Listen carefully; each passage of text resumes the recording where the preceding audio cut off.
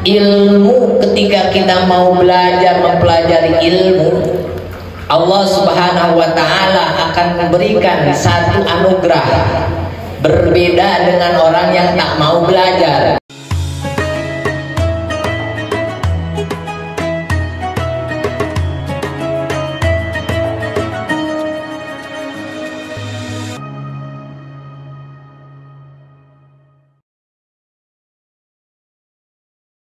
Warisan. Jadi warisan terbaik itu kalau seorang yang beriman itu ilmu, bukan harta benda, bukan jabatan. Karena harta benda suatu saat akan habis, karena jabatan itu akan suatu saat akan ada penggantinya. Tetapi ilmu semakin diamalkan, semakin kita terus menggali, maka ilmu itu ziyadatun, maka akan bertambah. Kaum muslimin rahimahullah yang muliakan Allah Subhanahu wa Ta'ala, kila dan ucapakeun berkata Syekh Muhammad bin Hasan bin Abdullah bahwasanya seseorang, Pak, yang mau duduk di majelis ilmu adalah seseorang mendapatkan kedudukan. Suatu saat nanti akan mendapatkan kedudukan, baik itu kedudukan di dunia ataupun kedudukan di akhirat. Kata Syekh Muhammad, ta'lam, belajarlah, fa innal ilmu zainun li ahlihi. Belajarlah, fa innal ilmu, karena sesungguhnya ilmu itu zainun, itu sebuah perhiasan, penghias, li ahlihi, kepada si ahli ilmu.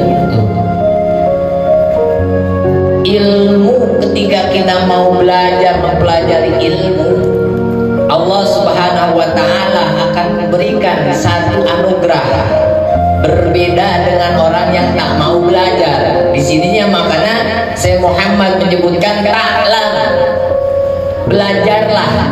Berarti sangatlah penting, mutlak kalau disuruh belajar, belajar.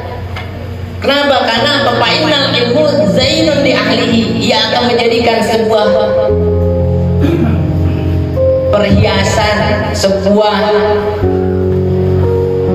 ibaratnya kalau rumah itu kelihatannya bagus, kalau lampu itu kelihatannya terang, kalau seorang laki-laki itu kelihatannya gagah, kelihatannya ganteng, kelihatannya wibawa. Kalau seorang yang berilmu, kalau dilihat dari perempuan, perempuan itu cantik, menawan, mempesona.